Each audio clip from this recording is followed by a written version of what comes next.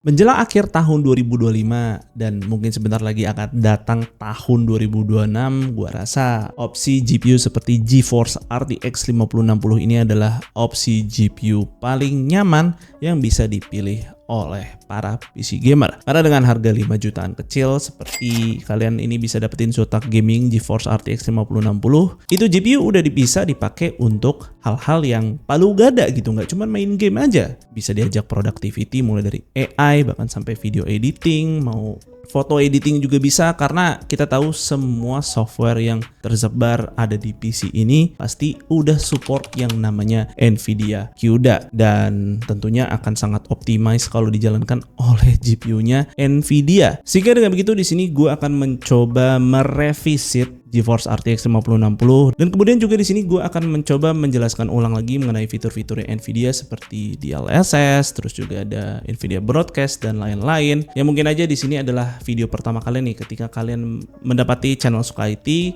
dan membahas si RTX 50 series dari Nvidia ini. Jadi kalau kalian rasa udah pernah mendengar semua fitur-fitur tersebut, mungkin kalian bisa skip di bagian-bagian experience yang pernah gue alamin sama GPU GeForce RTX 5060. Bisa dibilang GeForce RTX 5060 adalah sebuah GPU yang game changer. Dengan budget 5 jutaan kecil, kita udah bisa menikmati semua fitur GeForce RTX 50 series seperti ray tracing hingga DLSS 4, super resolution dan multi-frame generation. Buat yang belum mengenal GeForce RTX 5060 ini tuh adalah sebuah GPU mid-range dari Nvidia yang meneruskan generasi GPU GeForce RTX Core 60 sebelumnya.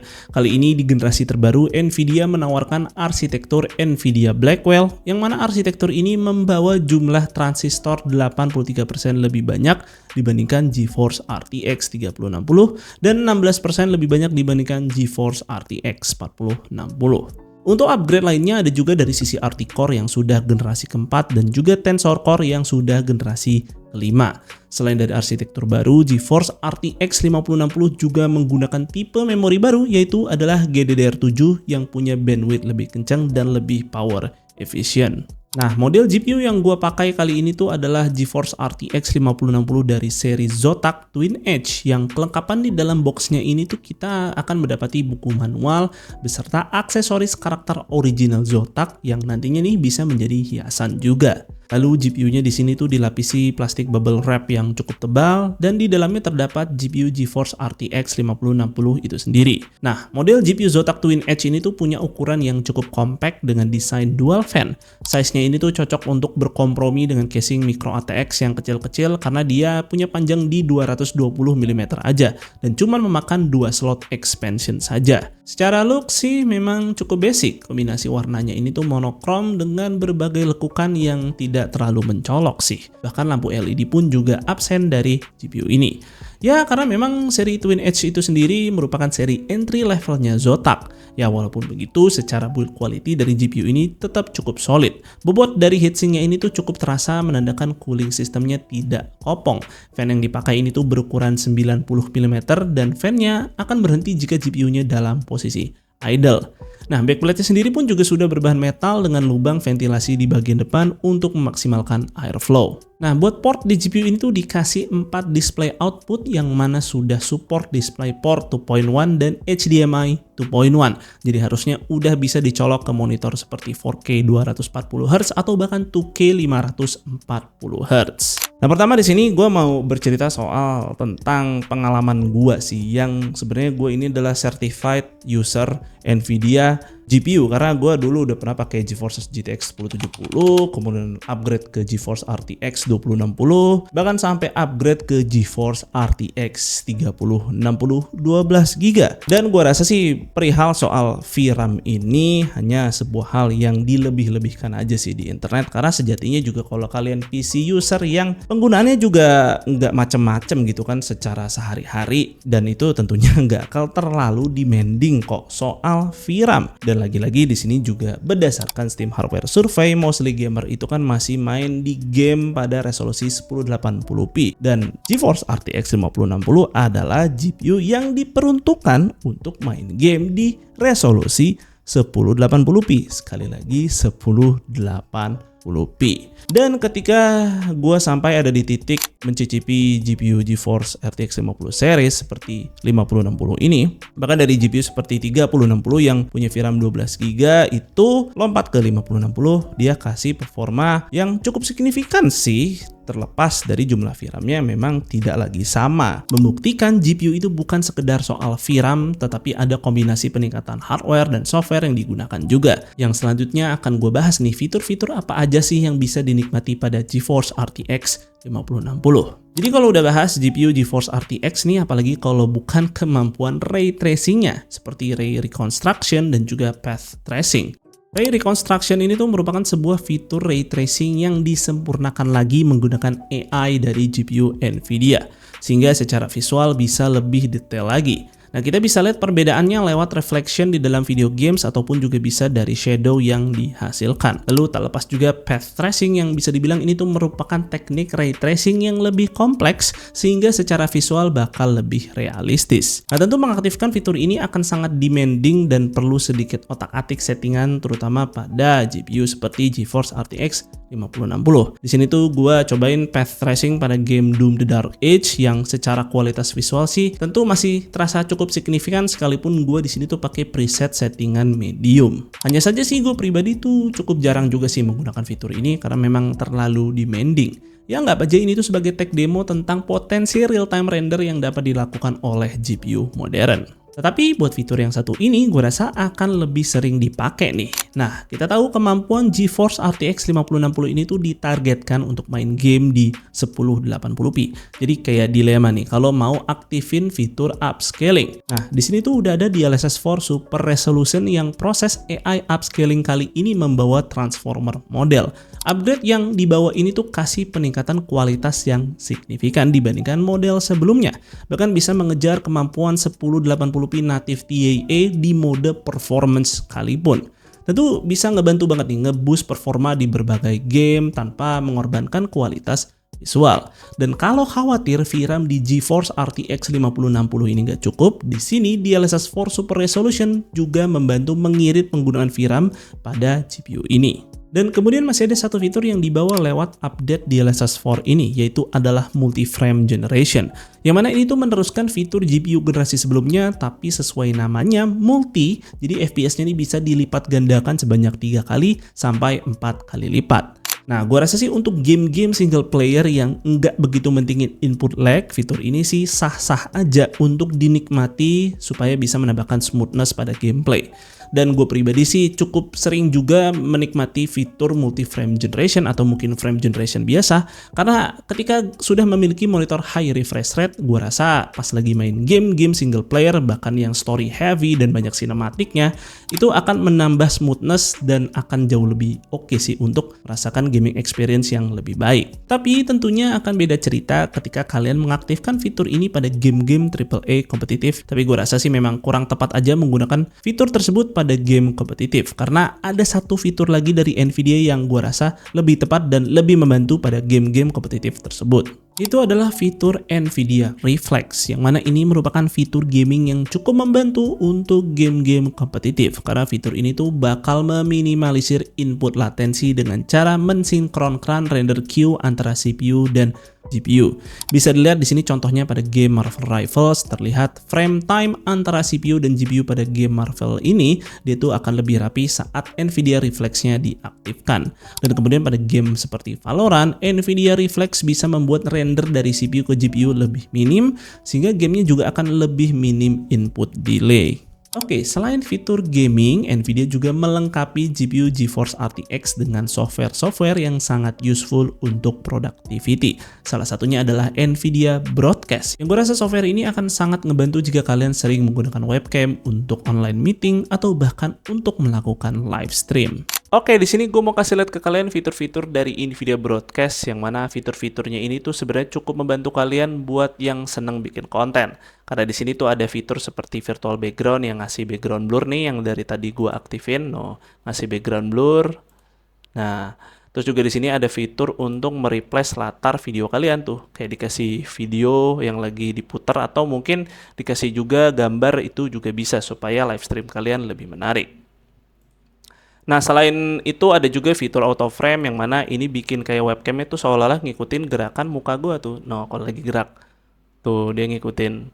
Nah, selain auto frame di sini ada fitur yang menurut gua agak nge-cheat sih karena ini kayak kalian tuh bisa bikin video sambil baca skrip dan seolah-olah mata kalian tuh kayak lagi ngeliat ke arah webcam yang padahal mata gua nih lagi nggak ngeliat ke webcam, ini mata gua lagi ngeliat ke arah yang lain. Tuh, ini cukup nge-cheat sih. Misalkan kalian mungkin mau pakai untuk kayak lagi sidang skripsi gitu, terus kayak pengen baca contekan itu tuh bisa tuh. Nah, itu namanya fitur eye contact. Nah, di sini ada fitur baru yang bernama Virtual Key Light. Ini kan bisa kalian lihat ya, sisi sebelah sini kan muka gue tuh gelap gitu, kayak nggak ada lighting dan kurang oke lah kelihatannya. Nah, dengan Virtual Key Light ini, muka gue tuh jadi lebih terang dan sisi sebelah ini kayak dikasih lighting dan lebih proper kan untuk dilihat. Nah, oke, selain fitur-fitur untuk webcam, di sini Nvidia Broadcast juga punya fitur-fitur untuk sebuah mikrofon ya. Kayak di sini ada noise removal yang fitur ini tuh membantu untuk supaya suara kita terdengar minim bising ya, minim noise lah. Misalkan ruangan kalian tuh kurang kedap gitu. Jadi ini cukup membantu sih. Dan di sini ada fitur baru bernama Studio Voice yang mana sih ini fiturnya untuk mengenhance suara rekaman kita jadi kayak studio recording, yang mana sih tadi gue udah tes itu suara gue tuh kayak kedengaran lebih tebal dan kayak ada ngebas-ngebasnya dikit lah. Nah, ini kita tes ya. Nah ini fiturnya udah gue aktifin dan tes 1, 2, 3 ini adalah suara gue ketika fitur Studio Voice-nya diaktifkan. Dan tes 1, 2, 3 ini adalah ketika suara gue fitur Studio Voice-nya dimatikan. Ngomongin soal live stream juga, nah di GeForce RTX 50 series ini tuh membawa hardware based encoder bernama NVENC yang tentu ini tuh kasih kualitas lebih baik ketimbang software encoder yang ada di PC kalian. Dan NVENC ini tuh di sini bawa AV1 encoder yang mana ini bisa menghasilkan video dengan kualitas visual yang lebih baik tanpa perlu meningkatkan bitrate videonya. Karena encoder ini tuh 40% lebih efisien daripada H264 yang merupakan encoder tradisional dan paling umum dijalankan. Tapi dari semua fitur tersebut ada satu hal yang menjadi gong nih, kenapa GeForce RTX 5060 ini tuh bikin nyaman digunakan. Apalagi di sini kalau bukan support Nvidia CUDA. Nah, fitur yang sudah menjadi ekosistem besar dalam berbagai macam software ini akan sangat membantu mengakselerasi pengerjaan pada software productivity. Di sini gue coba tes render video nih pada software seperti DaVinci Resolve, antara yang gue bandingkan di sini tuh integrated GPU dan GPU-nya Nvidia menggunakan fitur Nvidia CUDA. Nah, gue tesnya pakai benchmark tool bernama Puget Bench yang nanti akan tampil dalam bentuk skor. Nah, bisa dilihat tes DaVinci Resolve-nya ini tuh penggunaan GPU yang support Nvidia CUDA ngasih peningkatan yang cukup signifikan. Adapun fitur Nvidia ini tuh bisa digunakan juga pada software productivity lain seperti Blender yang di sini gua tes menggunakan Project Classroom dan hasilnya bisa sangat signifikan antara CPU render dan CUDA render. Bahkan di sini ada satu fitur lagi yang bisa mempercepat lagi, yaitu adalah menggunakan Nvidia Optics. Selain Nvidia CUDA ini bisa digunakan pada software-software productivity yang kita gunakan sehari-hari, fitur ini juga bisa digunakan pada software-software AI seperti Stable Diffusion nih yang digunakan untuk mengenerate gambar menggunakan lokal hardware. Yang di sini gue akan mengenerate menggunakan GPU-nya Nvidia dan di sini cuma memakan waktu 6 detik aja, yang mana ini jauh lebih cepat dibandingkan menggunakan CPU yang memakan waktu sangat lama. Kemudian pada software AI lain seperti LM Studio yang di sini adalah text-based atau large language model, hasilnya juga bisa jauh lebih cepat menggunakan GPU ketimbang hanya mengandalkan CPU saja. Kemudian juga berbicara nih soal power consumption dari GeForce RTX 5060, gue rasa ini adalah GPU yang tidak sebegitunya demanding secara power karena ya ini GPU masih pakai konvensional 8 pin, jadi kalau kalian masih pakai power supply yang bukan baru-baru amat gitu, misalkan upgrade dari PSU 2 atau 3 tahun lalu, ya itu masih bisa kompatibel sama GPU ini. Dan lagi-lagi juga permintaan power supply requirement-nya itu juga wattnya nggak perlu yang tinggi-tinggi, karena kita bisa lihat di sini secara total total graphics power ini GPU bahkan nggak makan sampai 200 watt. Jadi benar-benar efisien banget dan nggak sebegitunya dibanding nih sama spek power supply yang nanti akan kalian pakai. Tentu ini akan sangat ramah untuk upgrade ya. Misalkan kalian pakai PC dengan hardware yang usianya udah mulai dari 2-3 tahun lalu. Kemudian juga secara suhu dengan model GPU seperti dual fan yang ditawarkan si Zotac Twin Edge ini juga itu suhunya udah pasti lumayan adem dan nggak perlu nyari yang terlalu fancy lah coolingnya, kecuali kalian memang mau ngincer sebuah tema pada rakitan PC kalian gitu, pengen yang bener-bener estetik. Tapi kalau kalian cuman pengen ngincer si GeForce RTX 5060-nya, penggunaan cooling yang dual fan seperti ini udah sangat-sangat cukup. Dan terakhir di sini ada software bernama NVIDIA App, yang di sini tuh kita bisa dengan mudah mengakses berbagai macam software dan tools eksklusif milik NVIDIA seperti NVIDIA Broadcast yang sebelumnya udah gua demokan. Lalu tentunya di sini kita juga bisa memastikan nih driver GPU kita sudah up to date atau belum, dan kita juga di sini bisa mengubah tipe driver nih antara game ready driver atau studio driver. Mungkin aja PC kalian memang difokuskan untuk productivity. Kemudian di NVIDIA App ini kita bisa juga mengoverride berbagai macam settingan di dalam game tanpa perlu membuka gamenya langsung.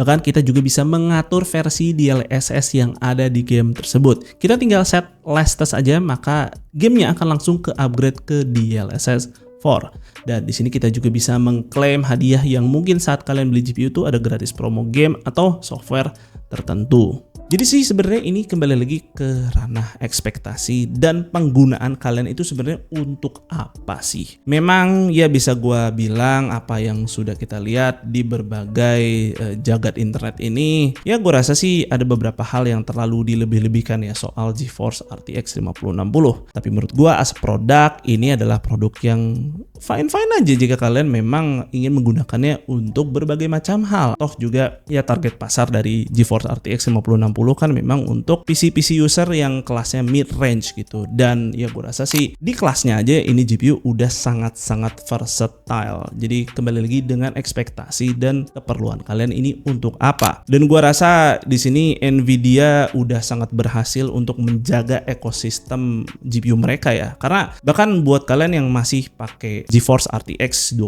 series pun itu masih juga bisa menikmati fitur upscaling DLSS 4. Dan tentu ini adalah sebuah hal yang cukup positif ya. Jadi misalkan kalian itu belum sempat untuk upgrade nih ke GeForce RTX 50 series, GPU lamanya pun masih dikasih support. Sehingga ini membuka kemungkinan besar ketika ini GPU umurnya udah 5 tahun lagi, itu gua yakin NVIDIA masih akan mensupport fitur-fitur dari GPU ini. Yang sekarang aja ini udah dikasih fitur cukup banyak dan gue yakin kedepannya mungkin akan masih disupport gitu. Misalnya aja NVIDIA ngeluarin GeForce RTX seri 80 gitu kan, ya gue rasa sih kalian ketika baru bisa upgrade ke GeForce RTX 50 series ini tidak akan tertinggal dan masih akan dijaga oleh ekosistemnya NVIDIA. Bahkan NVIDIA CUDA aja itu pakai GTX pun juga masih bisa loh. Jadi ya gue rasa sih ini sebuah cara yang cukup baik ya oleh NVIDIA untuk menjaga bagaimana user-usernya ini tetap nyaman gitu, sekalipun